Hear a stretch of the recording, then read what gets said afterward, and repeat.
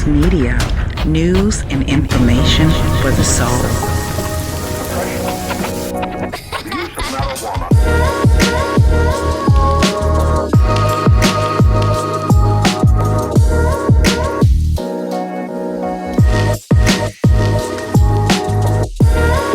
Please subscribe to Rainy Box Media, like and share your views in the comment section. Thank you. This coup in Niger led by Mody has told France no more resources, no gold, and damn sure no uranium. They're telling France it's time for them to go. What's going on in Niger is crazy. For those of you who have not been paying attention, and you should pay attention to this, watch it closely because it impacts those of us in the West, meaning here in America, for the good or for the bad. It doesn't really matter at this point because what is, and we're all going to have to learn a word called fair trade. Anyways, there's been a Niger coup about a week ago. Mody is leading the coup. He has now kicked out France, their diplomats. He wants the military gone as well. Thus far, the France military is refusing to leave, but I guess they're outside of the borders of Niger somewhere near. There's about 1,000 military troops. But with that being said, I want to say this. It dates back to slavery. The Portuguese owned a company called the Royal Niger Company.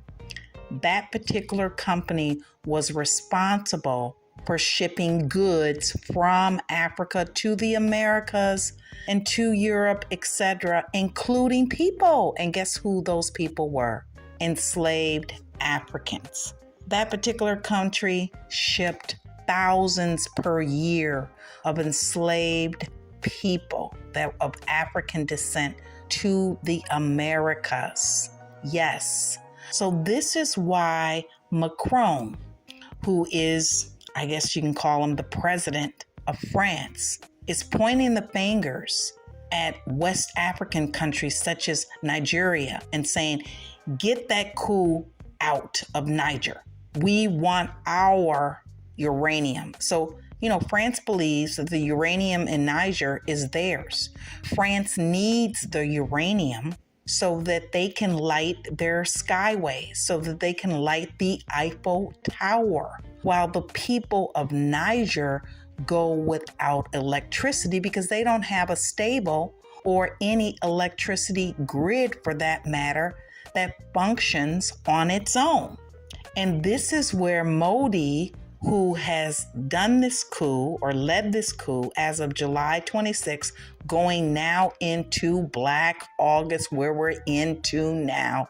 Mody has refused to send any more gold to the United States as well as uranium to France and any other part of the Western world. That is to say, Europeans, period, point blank. So now you have all of the diplomats from France running out of there, primarily because they've had to. They've had to get out. They've kicked them out of their country. And Niger sits almost in the middle of West Africa. It borderlines on Nigeria. And again, when we think of these names, Niger, Nigeria, etc., a lot of these were names that the colonizers gave to these countries. Let's keep that in mind going forward. But with that said, the current occupation who has taken down the so-called democratic elected president of Niger is refusing to do any business at this time. And I'll say at this time, because they're questioning why should they continue to have France have a major corporation there extracting all their uranium to light all of France and to share it with the rest of the European world when the people of Niger don't even have any electricity.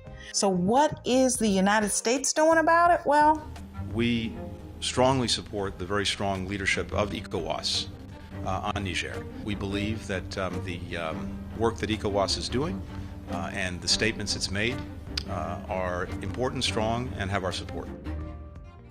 What they're trying to do, basically, the United States, France, and Europe, is trying to force the ECOWAS, those that are in alignment in Africa, to come together to put boots on the ground in Niger to force them to hand over their uranium and keep production and the mining of the uranium and the gold flowing to France and flowing to Europe, while the people of Niger remain in the same place they were basically in since slavery. This is 2023.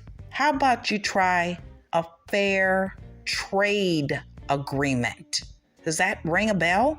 Why should any country be able to extract the wealth of another, and the people that it's extracting the wealth from, the country where the people live, they're basically extremely poor? In fact, Niger is one of the poorest countries in the continent of Africa out of 54 countries. Now, make that make sense.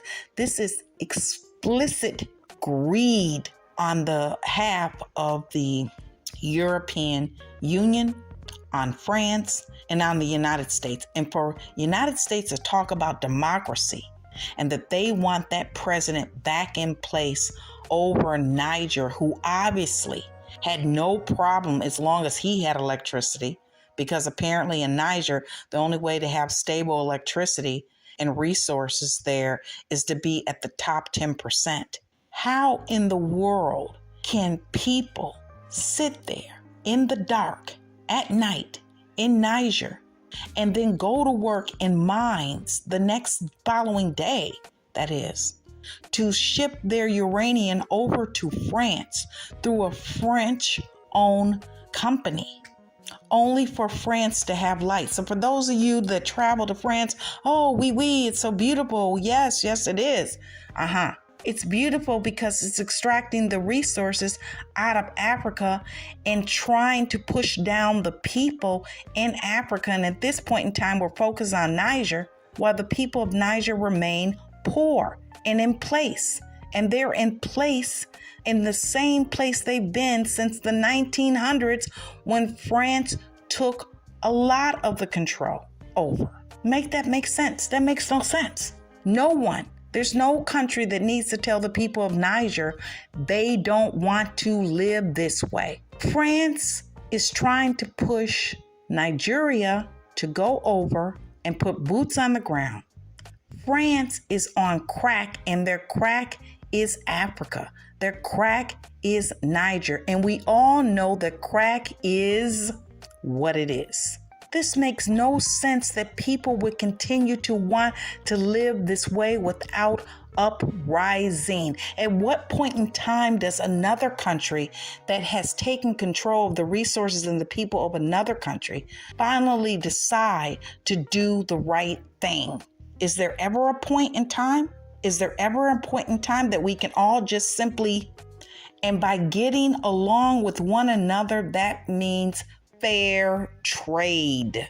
So as I said before, the people of Niger, the coup that's taken over led by Mody, they're not backing down. Burkina Faso and other countries have joined in to back up Niger and say, do not come to Niger to try to force their hand in handing over resources while the people remain poor. And I say hats off to them. Let's negotiate. Let's respect African people. Let's respect people of African descent, which clearly, when you have someone from France who happens to be the president, Macron, that demands that he gets what he considers to be his uranium, when the uranium is not naturally there in France, it's in Niger. And the people of Niger go without electricity so that France can meet its electrical needs, its resource needs. Why wouldn't the people of Niger hold that back? Why would they not celebrate? There has got to be a better way. Niger are joined at the hip. We are Siamese twins. Whatever affects Nigeria affects Niger directly. Whatever affects Niger affects Nigeria directly. So in fact, sometimes you can't even find the line between Nigeria and Niger. You have chieftains in the northern part of Nigeria whose dominion extends into Niger and vice versa. And you have families living across the border. Our husband having 2 wives, each living across the border. So the line is only imaginary. Nigeria and Niger are one, and Nigeria and Niger will remain one for as long as this world exists.